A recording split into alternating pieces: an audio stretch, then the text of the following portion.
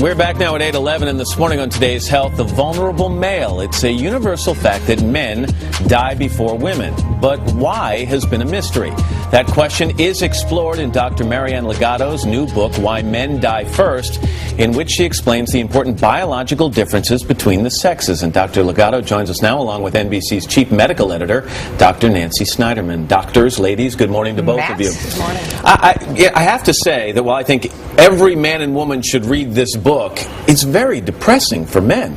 Some of the stuff in here makes you think like feel as though we have the deck stacked against us from the very beginning. Well, you do in a sense, which is why we'd like to take better care of you and focus our research differently. We have not paid enough of the right kind of attention to men's health issues. This begins at conception, Nancy. Yeah. I mean, basically, as soon as the male is conceived, the deck, as I said, is stacked against him. Marianne writes very eloquently that even in the womb, the male fetus is more at risk for infection, more vulnerable to disease. That's right. And you survive in spite of it. And I've sort of laughed with her over the years.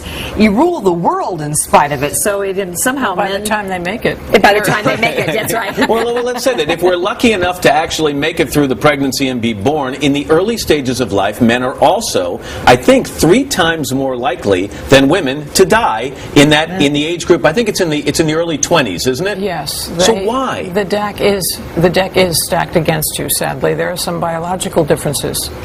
When you're born, you're 6 weeks behind girls in terms of development and readiness for life. Even as a child, you absorb iron less efficiently.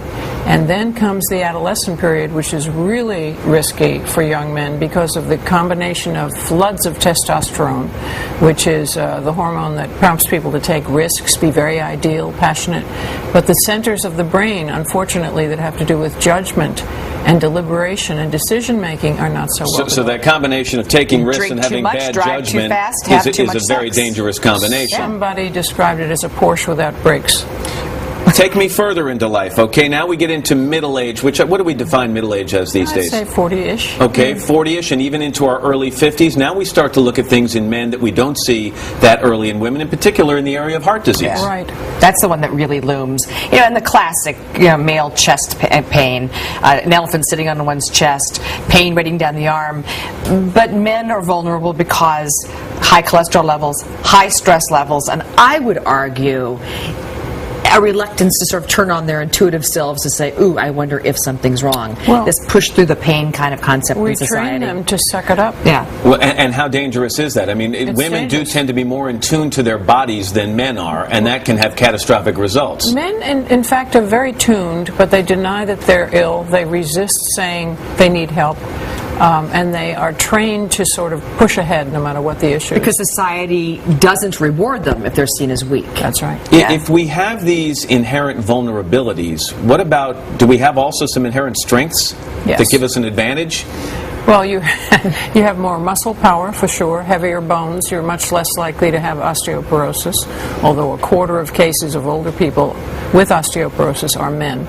And I think that with the proper care, you can hang out with us for a much longer time. Sadly, every once in a while, we have a story, and unfortunately one hit us very close to home recently with Tim Russert passing away at the age of 58 that was tragic. From heart disease. Has there been an effect in some ways because of that tragedy? Are more and more men starting to think about their hearts and what they need to do at an earlier age? I just met with some representatives of the American Heart Association and said we should be going red for men who get coronary disease a good 20 years before women. It isn't appropriate to ignore the fact and not to do intensive research, don't you think, on why coronary disease starts so early in young men.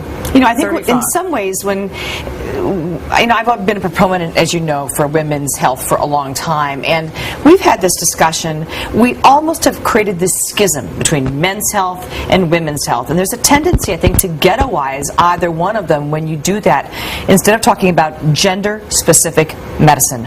Our brains are different, our bones are different, our hearts are different, our risk factors are different, and when you recognize those differences, you can screen appropriately, you can be a better patient and a better doctor, and I think ultimately you level the playing field. Well, I think the concentration on women's health, which we've been involved in, both of us, for over a decade, has taught us to look at the unique characteristics of the sexes, which we never did. We kind of used men. But we have to make sure we don't focus on one at the expense of the other. Exactly. And when we call you a knucklehead, it's with great admiration and love. That means you admire me a lot. Right. A lot, because I hear that term frequently. Doctors, thank you both You're very welcome, much. Matt. And the book, Dr. Marianne Legato's book, you can put a portion of that on our website, so you can check it out there.